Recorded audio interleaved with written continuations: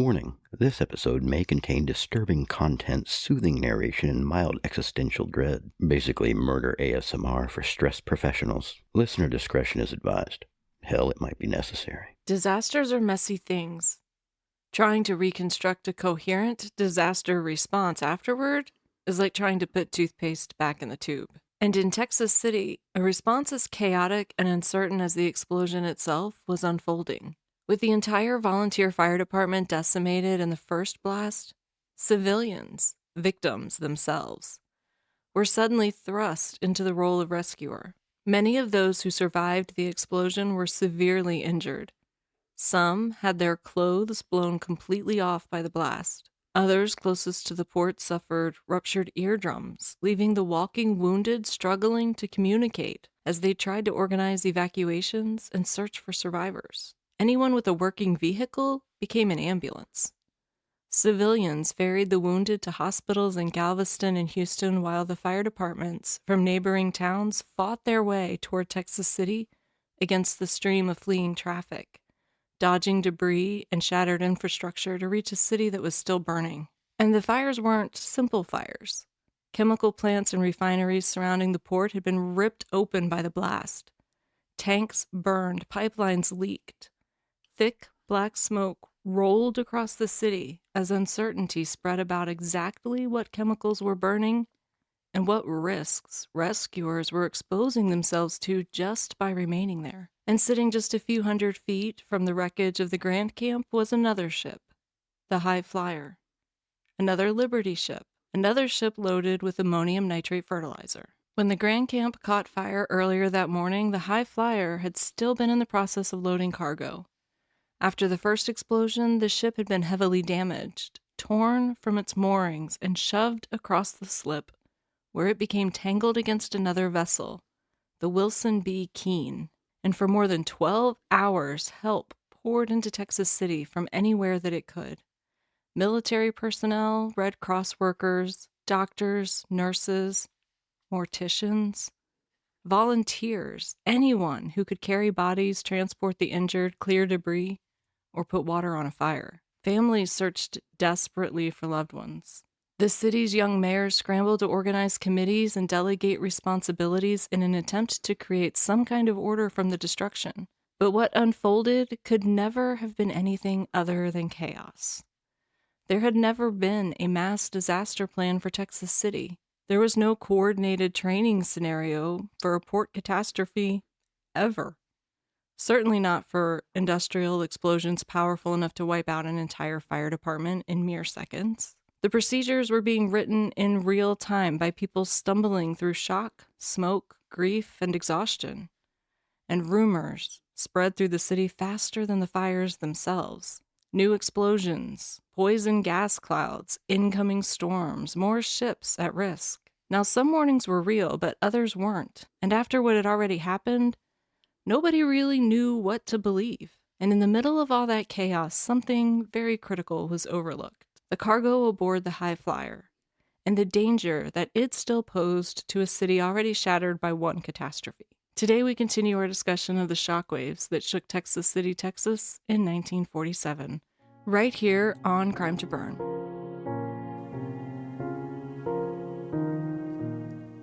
Welcome to Crime to Burn, where we explore the dark city landscape where true crime intersects with arson and criminal negligence.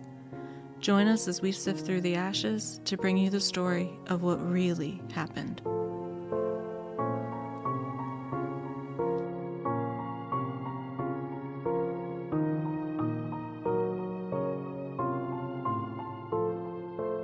Welcome back to Crime to Burn. I'm April, a fire protection engineer, former firefighter, and part-time agent of chaos. And I'm a Nova Guild adept searching for a single room coin, and also an amateur cat juggler. Whoops. If you're new here, welcome. This is part 2 of a story, so I highly recommend listening to part 1 first. But if social media has taught me anything, it's that some of you actually enjoy operating with only half of the information available at any given time, so honestly, who am I to tell you what to do? We need one quick thing from you, though. Please do leave us a 5-star rating on your podcast app of choice. Apple Podcasts and Spotify are the heavy hitters when it comes to rankings and discoverability, So those help the most, but ratings anywhere help more than you can possibly realize. We're currently up to 74 ratings on Apple Podcasts, so thank you so much to I Don't Want a Nickname for your review. We are thrilled that TikTok sent you our way, and we hope you stick around. And on Spotify, we're now up to 73 ratings. I can't see who you are over there, but we sincerely thank you. And also thank you for Kenjo for your episode comment on Spotify, because engagement on each episode genuinely helps us. And to our Podbean commenters, FSPUGIZD, Sophie Brown, Lisa, and Trevor, we see you, and I'm a little slow responding to comments this week, but I wanted you to know that we appreciate you taking the time to leave us your thoughts. This show costs a lot of money and an alarming amount of time to produce, and we do it because we genuinely love it. Financial support is never expected, and the show will always be free on your favorite podcast apps, supported by ads. But if you would like to support the show financially and get your episodes ad-free, you can check out the Patreon linked in the show notes, where we also do exclusive sticker drops. And if you'd give us a follow on social media, TikTok, X, Facebook, Instagram, YouTube, we would be absolutely feral with joy. Those likes, comments, shares, and saves, all of that helps our content reach more people, which helps us grow the show and invest even more into these heavily researched and meticulously produced episodes. For perspective, we have around 2,000 followers on TikTok, but sometimes our videos still struggle to crack 300 views. So every single interaction genuinely matters a lot more than you might realize. You can also grab some Crime to Burn merch on our spread shop, which is listed in the show notes. And finally, please send us your episode feedback, case suggestions, personal fire stories, or your own personal Agent of Chaos adventures at crimetoburn@gmail.com. I personally check that inbox, so it really is the best place to send us constructive criticism, but feel free to keep your ego-stroking adoration in the public comments, because I really love that. As a quick note before we get started, I almost always open these series by talking about my primary sources, and somehow I completely forgot to do that last week, so let's correct that. All of my sources are always listed in the show notes, but I especially want to highlight 2 books that were invaluable for this series. The first is The Texas City Disaster 1947 by Hugh W. Stevens.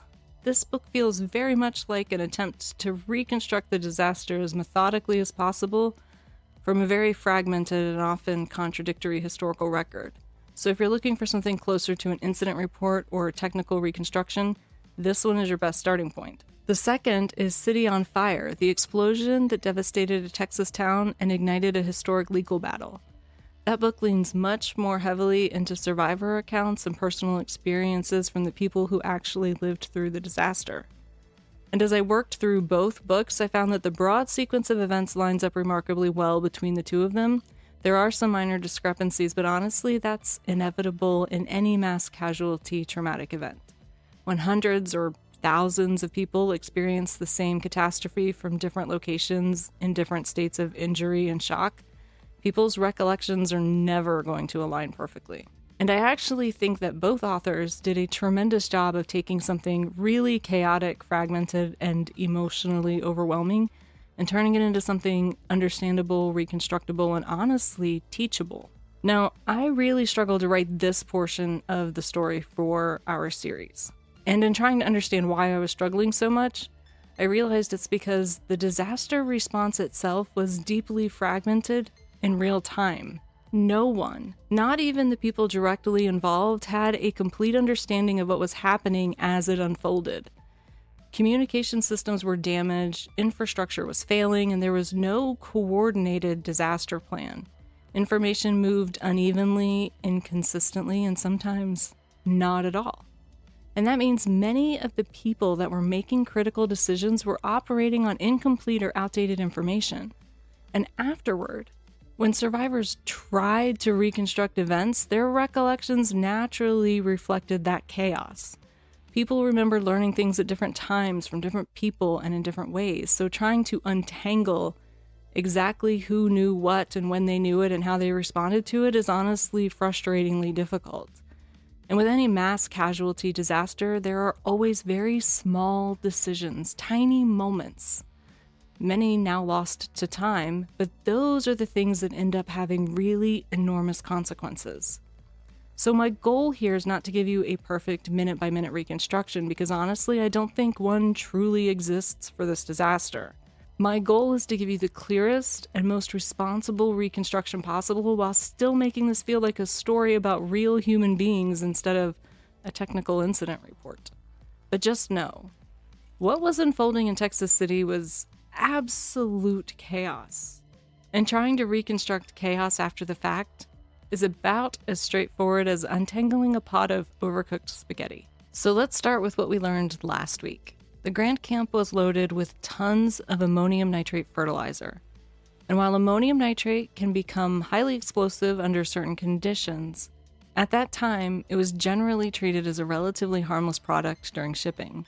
Most people simply did not understand the danger that it could pose. And to be fair, under normal conditions, fertilizer-grade ammonium nitrate is relatively stable. But when ammonium nitrate is stored for long periods of time, especially if it becomes contaminated with oils or organic matter, things can become exceptionally dangerous. In fact, ammonium nitrate mixed with fuel oil is ANFO, a blasting agent commonly used in industrial mining and quarrying operations. Now, contrary to what movies would have you believe, ANFO is actually also fairly stable on its own. It typically requires a blasting cap or some other high-energy initiation source to detonate. But aboard the Grandcamp, investigators believe a perfect storm of conditions had developed. You see, longshoremen had reported that some of those fertilizer bags were warm to the touch. And that's an indication that a decomposition reaction was already occurring deep inside the cargo hold. And that decomposition process generates both heat and oxygen. And then the captain, who had no real understanding of ammonium nitrate's behavior as an oxidizer, made what would have normally been a logical decision for an ordinary cargo fire. He sealed the hold. For a typical fire involving ordinary combustibles, starving the fire of oxygen can absolutely work. But ammonium nitrate doesn't behave like a normal fuel source, because as it decomposes, it generates its own oxygen. So instead of smothering the reaction, they were trapping it. And then things got worse. The captain ordered steam pumped into the cargo hold. Again, a completely standard firefighting tactic for many shipboard fires. Humidity and steam can suppress and smother ordinary combustible fires and make ignition even more difficult. But in this case, the hot steam was adding even more heat into an already unstable environment. Now you have a rapidly accelerating decomposition reaction generating massive amounts of heat and gas inside a confined steel compartment with nowhere for that pressure to go. And in the process, they accidentally turned a Liberty ship into a giant floating pipe bomb. And when that ship exploded, the results were absolutely catastrophic. Chemical plants and oil refineries surrounded the port, and they were packed with tanks and pipelines carrying flammable and toxic products. And as this steel shrapnel from the Grandcamp ripped through those tanks and pipelines, fires began erupting all across the waterfront. And what had started as a ship fire was now turning into some sort of industrial apocalypse. The city lost its entire fire department in the blast.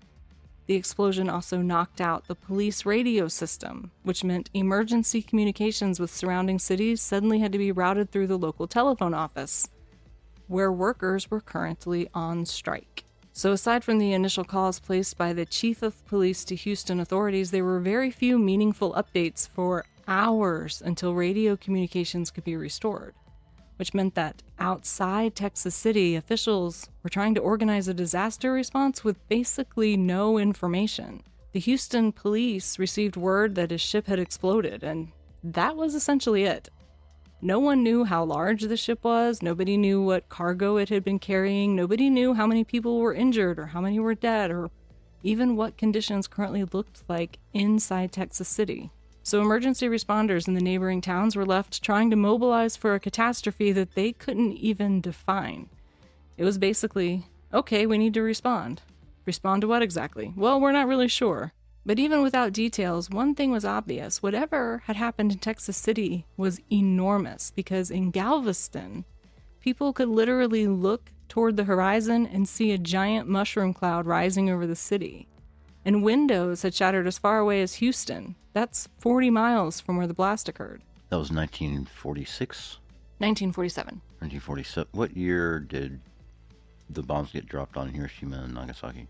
Right before that. Do you think people had any concept of maybe that's happening there? Like, Yes. yeah. Yeah, I think people did question that initially because there was the huge mushroom cloud. This was right at the, right after World War II ended. And when you read the survivor accounts in these books, so many people compared it to Nagasaki. And it actually wasn't, like when you look at how many megatons the explosion was at Nagasaki compared to this, it wasn't as big as an atom bomb, but it was so large. It was the biggest thing. It was the biggest port disaster that had ever occurred. And they wouldn't have, they weren't watching all that on TV or anything. They weren't. They were listening on the radio. They have like a newspaper picture maybe or some kind of still, right? Right. So to them, this was... They don't really have a concept of scale in a still, Exactly. But they see the shape and everything going on, right? And remember, so this happened, and the way that people are getting news updates, even people in Texas City, is from the radio. Yeah. There's no 24-hour news cycle. There's rumors getting to these radio offices, and they're reporting it as news. So they're, contributing to the confusion they're trying to get people information in real time, but there's no way that without mass communication. Screen all that and double check anything, or how would you? You couldn't. Yeah, they don't have mass communication like we have now, so they couldn't confirm all the reports they were putting out. So they're trying to give people important information without even knowing what information was factual. Yeah. So nobody fully understood what had happened yet, but they did know that whatever it was bad. And perhaps most unsettling of all was when trying to organize a disaster response, no one really knew what dangers still remained. A few people had some suspicions. So some people had fragments of information, but with communication systems crippled and no organized command structure, at least at first, responders were just desperately trying to find vehicles to transport wounded to hospitals, and when they did find out information, who exactly were you supposed to tell that something even worse could still be happening? And even if you did tell someone, how would you convince them to prioritize another possible catastrophe while the first one was still actively unfolding around them? Because sitting right next to the Grandcamp, which was now little more than a pile of burning wreckage surrounded by fresh new refinery and chemical fires, there was another ship, the High Flyer. And like the Grandcamp, the High Flyer was another Liberty ship rushed into service during World War II before eventually being converted back into civilian cargo service after the war. And when the fire broke out aboard the Grandcamp, the High Flyer happened to also be in the process of being loaded with cargo. And that cargo was ammonium nitrate fertilizer, roughly 1,000 tons of it. But that wasn't all. The ship was also carrying nearly 2,000 tons of sulfur. What? Is that normal to carry that stuff together? Apparently it was then.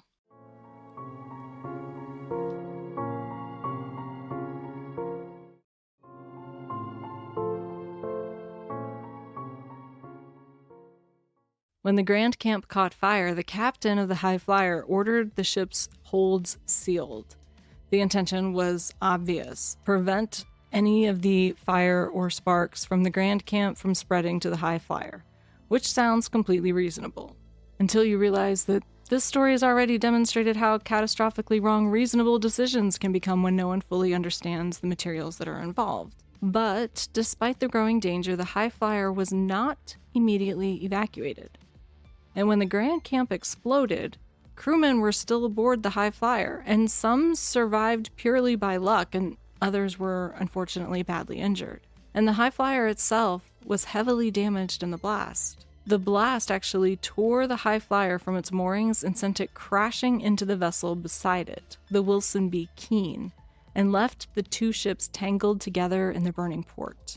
About an hour after the explosion, thick, oily smoke from the refinery and chemical fires that were now drifting across the waterfront finally forced the remaining crew of the High Flyer to abandon ship. Now remember, the Grandcamp exploded around 9:12 a.m., which means that while Texas City spent the rest of the day desperately trying to respond to one industrial catastrophe, another potential disaster was already sitting right there in the harbor full of ammonium nitrate and potentially explosive sulfur.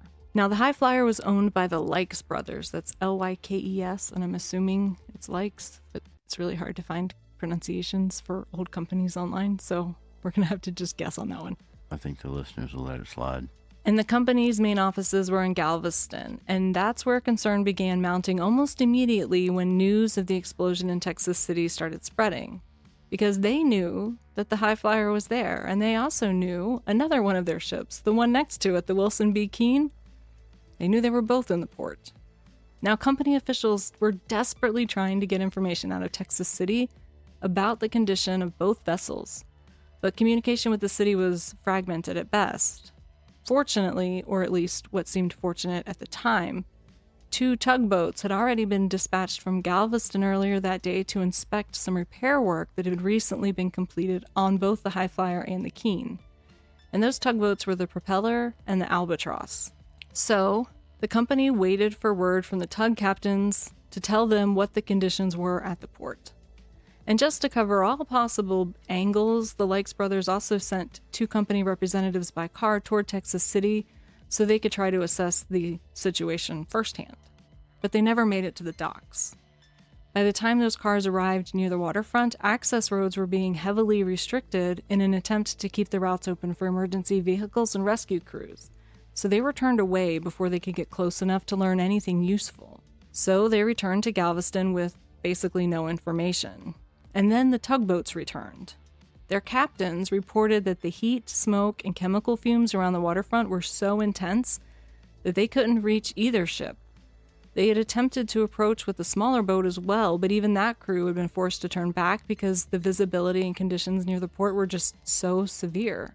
And finally, hours later, crew members that had been on the High Flyer who had been transported to a hospital in Galveston were able to get through to the Lykes brothers' offices directly.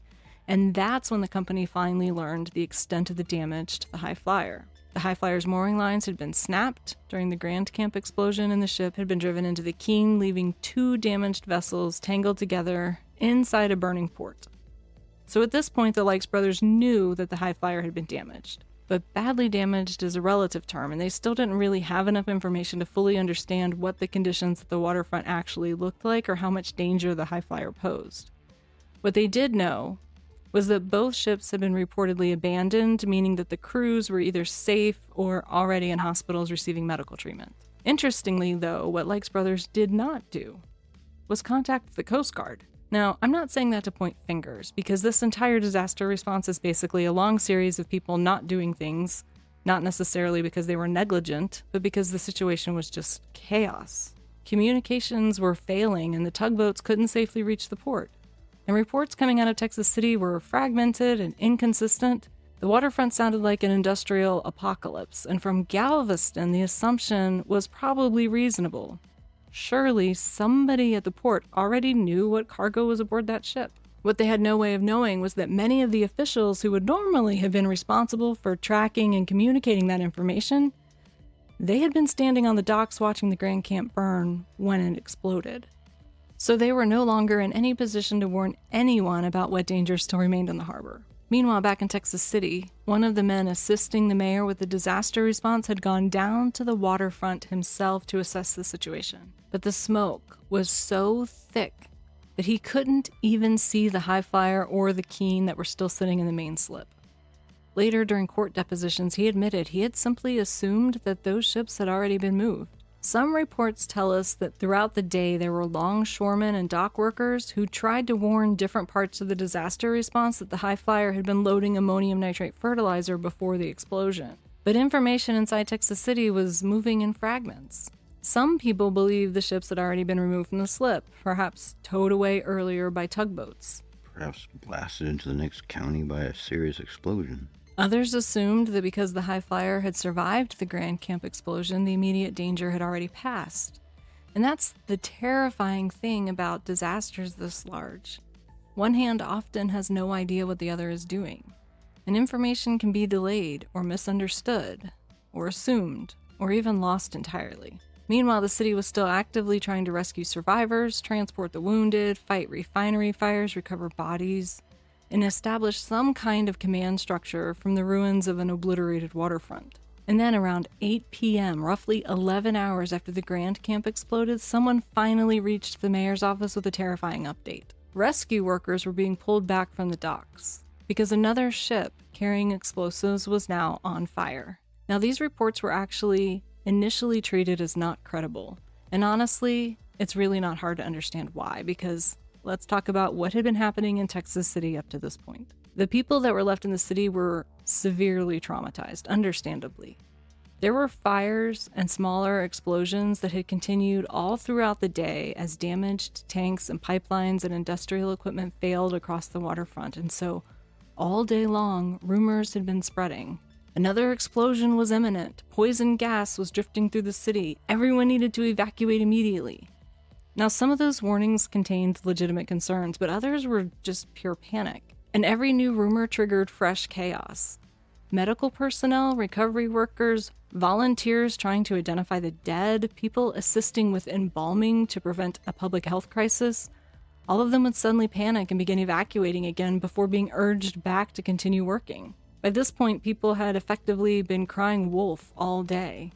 The mayor had to eventually issue a public statement that only evacuation orders coming directly from the mayor's office should be trusted and broadcast, but it honestly didn't help much.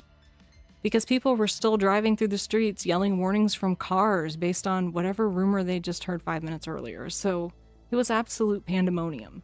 And it's difficult to overstate just how physically and emotionally exhausting this disaster had become. Ordinary citizens were arriving at makeshift morgues, carrying recovered body parts in buckets in the hopes that there would be enough information on them that a victim could be identified. A pipe fitter was recruited to help embalm bodies, and he worked so long without stopping that they had to cut his boots off eventually because his feet swelled up in them.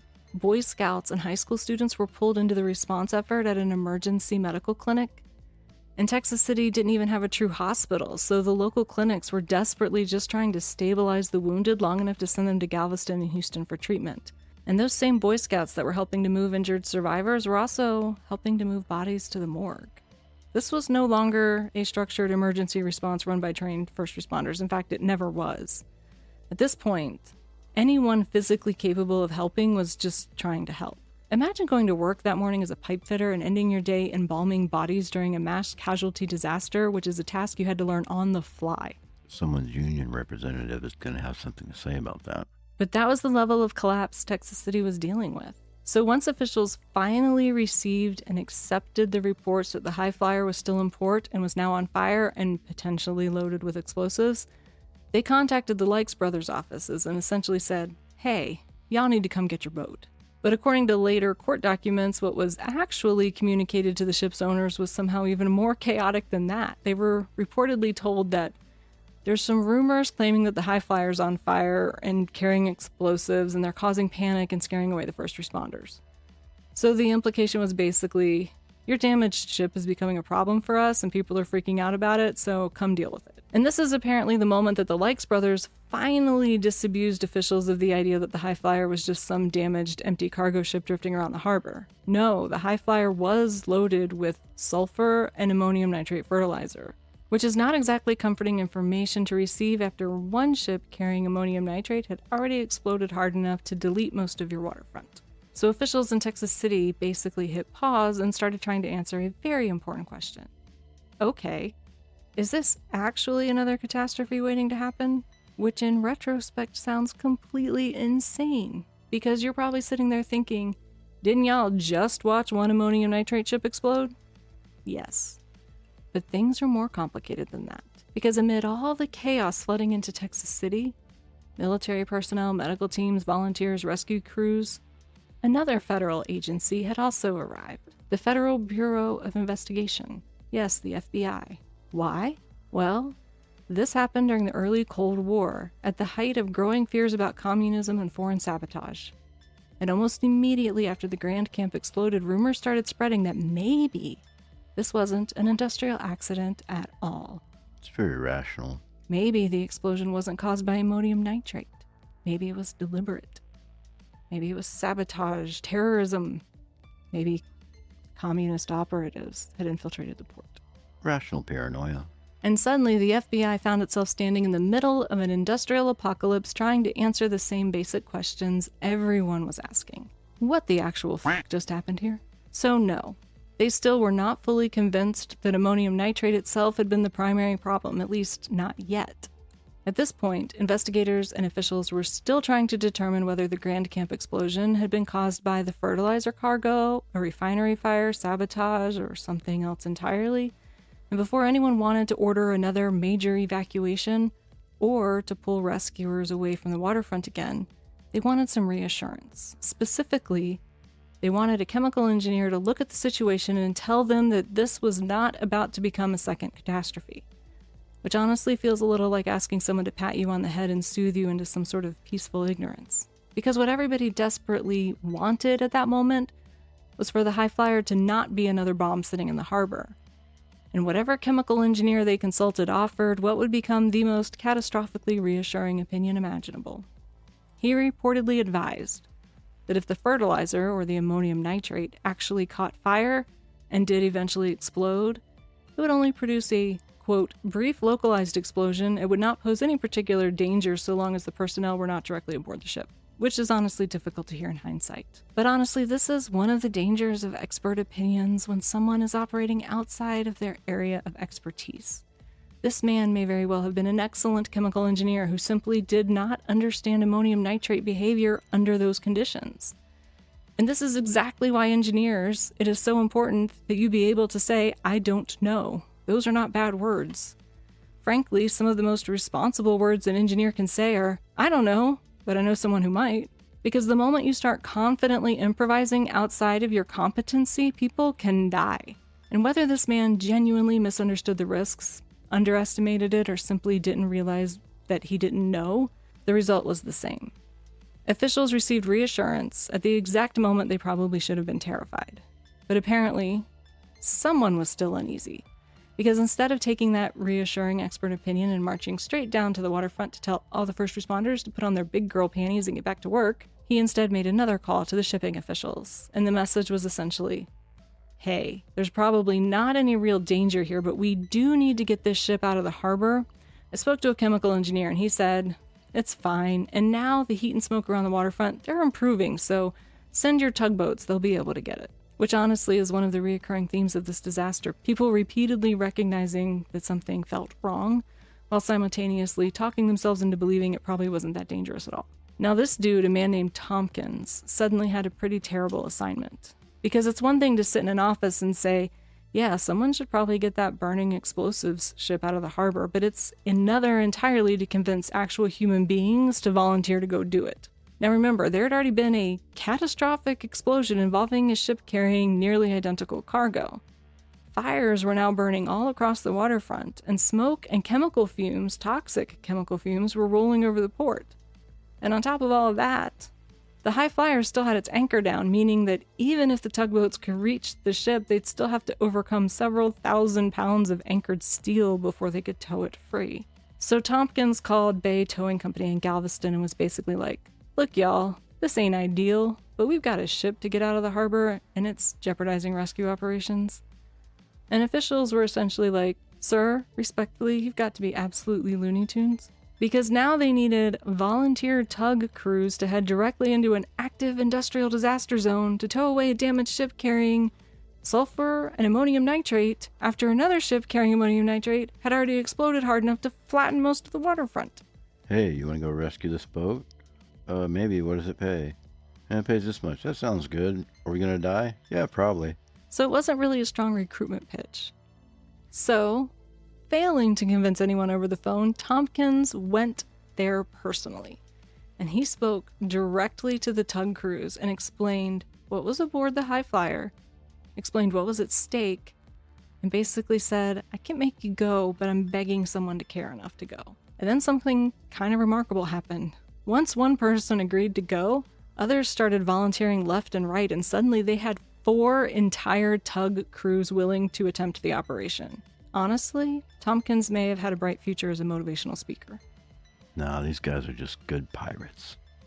So, the Guyton, the Albatross, the Clark, and the Mira Flores departed Galveston for Texas City carrying an acetylene torch team whose job was to cut the high flyer's anchor so the burning ship could finally be towed out of the harbor. But when they arrived, it became immediately obvious that the conditions at the port had not improved as they were told.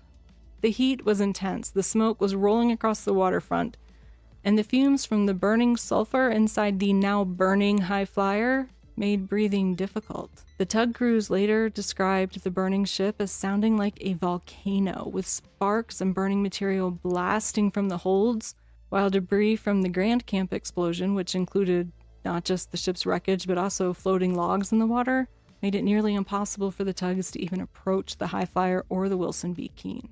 But despite those conditions, a boarding team climbed aboard the high flyer and began working to cut the anchor chain, while the Albatross and the Guyton attempted to pull the high flyer free in tandem. But it didn't work. The two damaged ships were so tangled together that even with the anchor finally cut away, they couldn't free it. So as the fire aboard the high flyer intensified, it became increasingly obvious that the operation was taking way too long and was becoming far too dangerous. Eventually, the boarding party signaled to the tugs to cut the tow lines and come and pick them up. The men slid down ropes from the burning ship back onto the deck of the Guyton, and the tug had only made it roughly 200 yards back into the channel when the high flyer exploded with a tremendous roar. The blast was so intense it hurled the Guyton another 200 yards down the channel and disabled the vessel, injuring the members of the crew, many of whom were already in shock from what they had just witnessed. So the Albatross rushed the wounded back to Galveston while the Miraflores took the crippled Guyton under tow. And here's the truly maddening part. Remember that earlier, officials had consulted a chemical engineer who had essentially reassured everyone that the high flyer just didn't really pose any major danger unless people were directly aboard the ship. Well, apparently, while the tug operations were underway, 2 engineers from the United States Bureau of Mines had arrived on the scene. And unlike the earlier expert opinion, they were immediately alarmed by the presence of ammonium nitrate on a burning ship. They ordered the docks evacuated and warned others to stay clear of the waterfront, but this was around 11:30 p.m. But apparently their warning never fully reached the mayor's office, because at 1 a.m. on April 17th, which was just 10 minutes before the high flyer exploded, the mayor broadcast a radio announcement assuring residents that there was no danger of any further explosions, that it was all rumors. Then 10 minutes later, the high flyer detonated. And once again, people in Galveston were shaken awake by the blast. Some survivors later claimed that the high flyer explosion was actually more powerful than the Grandcamp. But this time, because rescue workers and civilians had already been pulled back from much of the waterfront, the casualties were dramatically lower. The second explosion killed 2 additional people and injured 24 more. And honestly, that fact alone demonstrates how different the first explosion's death toll might have been if the danger of the Grandcamp had been fully understood before it detonated. According to one account, one woman in particular had an almost unbelievable day. I mean, basically everyone in Texas City had an unbelievable day, but this story really stood out to me, so I have to share it with you. Mrs. E.A. Anderson had been standing outside the jewelry store in Texas City when the Grandcamp exploded around 9 a.m. on April 16th. Now that blast shattered the plate glass storefront window, badly cutting her back, which required medical treatment. She got the medical treatment, and she went to either a friend or relative's home to rest and recover.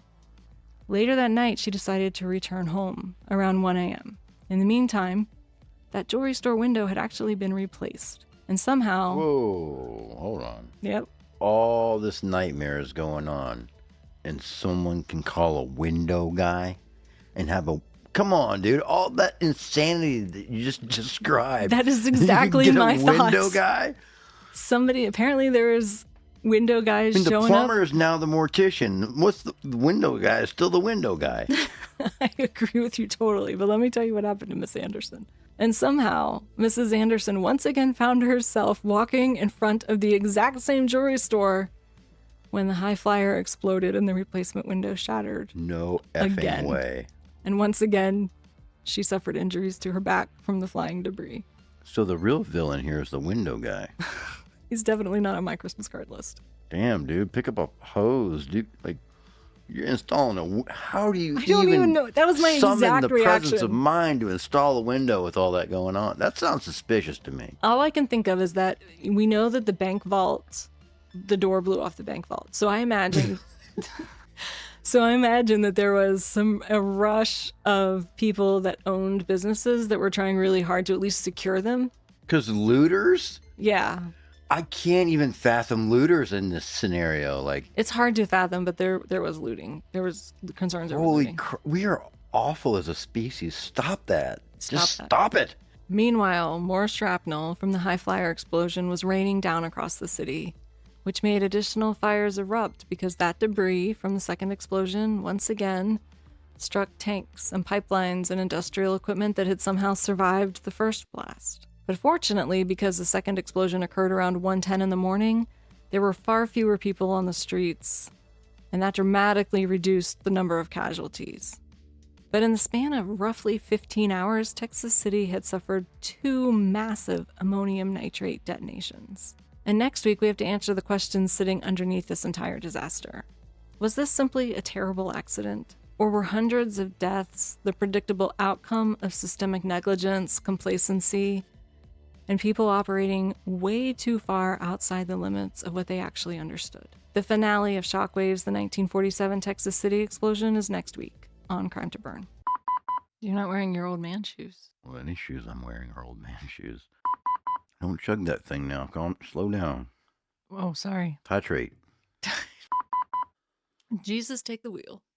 What's going to happen now? And it said on the license plate, God is my co-pilot. And I remember I was standing there and I looked at it, and Sarah looks at me and she said, if God's your co-pilot, you're in the wrong seat. I don't know why. Very profound. Has stuck with me ever since. Do co-pilots sit on the same side of the plane in Europe? Which side would Jesus sit on? We did? Yeah, remember we found a screw that you think came out of one of these chairs, so be I careful. already put it back in the chair. Oh, you did? No, that would never go over that screw. And then now we found a washer. Far too black and girthy. Well, if it was here on the bar, it would remind me that I need to put it somewhere. Well, it's in the cup holder on the couch. That won't remind me of anything. I don't even want to look at the cup holder on the couch. There's no telling what is in it. There's nothing except the screw right now because I've been throwing all the empty water bottles at the cats to get them away from the flowers. I've just decided you guys can have the general living quarters. I will try to maintain some semblance down here. I've got outside things to do. Well, I'll pick them up, but not today because it's Mother's Day. I'll pick them up tomorrow. You don't have to pick them up. Maybe I'll do that just because it's Mother's Day. I don't care if my toe looks like a Smurf for a while. Eureka. I've always had a Smurfette fantasy. Well, it's just going to be my toe. Well, I'll just... This is only going to work out for the Smurfette fantasy if you have a foot fetish too. Well, I don't, but... I'm all for... Could you at least get the hat and the big weird gloves? I'm all for helping you explore your fantasies. We're going to need those big weird gloves. You slamming it, man. You trying to race me? No, you shouldn't try to race me. I haven't eaten anything yet, and I think I'm hungry, and I'm drinking beer to compensate, which is probably a bad plan. I should not be your pace car. All right, maybe we should get started before I get drunk. Hallelujah. On Mother's Day. Happy Mother's Day, everybody. How was your Mother's Day? I don't remember. I don't remember. And everything's funny when you're drunk. Unless you're an angry person. Then everything's infuriating.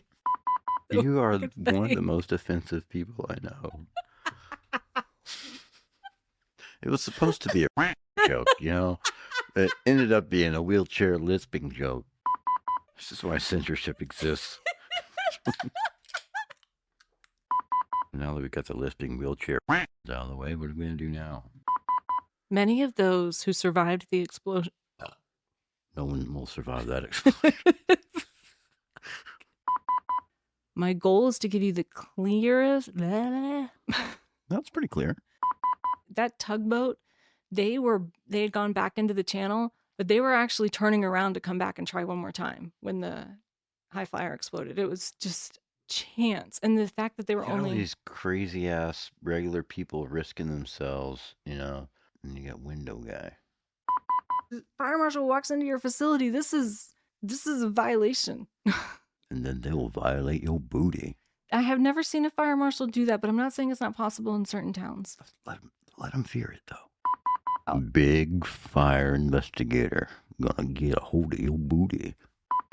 Let's slam our dick in a folding chair today. Let's talk about kittens. Okay, I like kittens. I like to juggle them. Let's see what comes up for emotional support kittens. That's my nickname for your boobs. It's like, Jesus, he doesn't have eyelids. I have that problem when I'm editing and the kitten likes to lay on lay on me, or she'll lay on the footrest so I can't put it down, and then I'll have to pee so bad, and I'll just sit there and hold it because I'm like, she's asleep and I can't bring myself to wake her. It's okay to interrupt kitty dreams for urinary function. When I have a UTI, it's the cat's fault. They're like, some of these kids don't have phones. Can you believe they don't have phones? And so this is the only way they can call people. I was like, oh, poor bastards. 2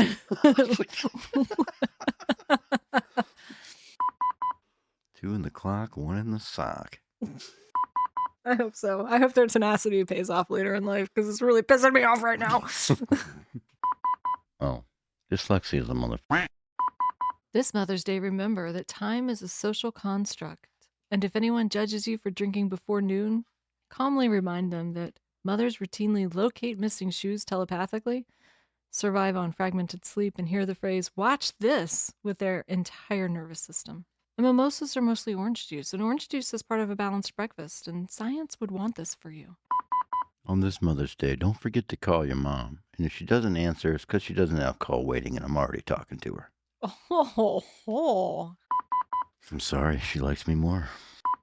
That was me being supportive and encouraging. Did you notice? I did. You're always supportive and encouraging, though. Except for when you're not. Until you've had enough of my shenanigans. And I have a lot of shenanigans. And tomfoolery. Years ago, I woke up on Mother's Day morning to our precious child, who was then a toddler, I think she was 3, standing in our room, holding toward me a folded piece of paper. Mommy, I made you a Mother's Day card. And I was like, oh, thank you. You were in the bed. I was in the bed. I literally had just opened my eyes. Like, I'm still trying to figure out what time it is. I opened the card, and now, a few weeks prior to this, I had bought a poster making kit for an art project that I did not realize had glitter in it, because we had actively discouraged glitter, the herpes of the craft world, in our house. And I opened this card, and an absolute avalanche of green and blue glitter fell out onto me. In bed. And I went, oh, where'd you get glitter from? And she told me it was out of that poster making kit. And I went, and you just filled a card with it. And she said, yeah, it's pretty. And I went, you're supposed to put on glue and then pour the glitter on the glue so it sticks to the paper. She didn't know that. She just thought you just poured it in the middle of the card and gave it to Mom in bed. I think in this case you do. You're the only one that can give it to Mom in bed. Oh. Look, I'm being so productive. I've already had my second drink and it's only 12:15. You're ahead of so much done today. You should not put the beard wash in your bush. I like a popular popsicle. You know what's funny is that when you first brought him home, I was like, what is this crap? Real fruit? No, I need the high fructose stuff. I'm a terrible influence on you. Hey, you got a beaver on your hat. I am the beaver noodle. You are the beaver noodle. Recognize. I am the beaver noodle's wife. That's a good title for you. Really? You could be my bottom pyro bitch. The teeter-totter of life is going to send you ass over tits. That sounds like fun right now. Well, I drank a little Boone's Farm in high school. I won't lie. It's been, wow, you drank 4 beers in one episode? Good job. Oh, well, you can't cheers. You're out of beers. That rhymes. Hey, people that make not your father's root beer, can you sponsor us? Because you're my favorite. I am a woman. Correct. Woo, man. Ooh, yeah. Well, I'm glad one of us stayed sober to pilot this stick. Because I've been wearing the same pajamas for 3 days. Don't tell anyone. You just told everyone. You're a terrible person. Repent. All right, I have to go repent. We'll see you next week.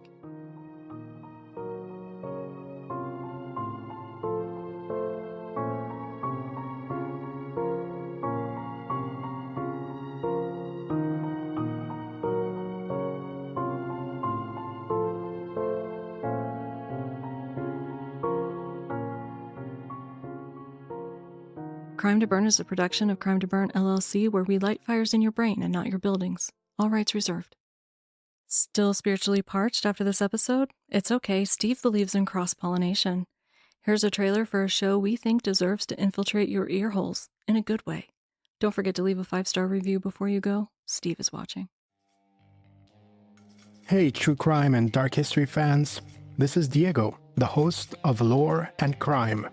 If you enjoy eerie folklore and real mysteries, you have to check out my new show. In each episode, we unfold a forgotten murder or haunted legend in a narrated short novel form. Don't miss the next original tale. Subscribe to Lore and Crime wherever you get your podcasts.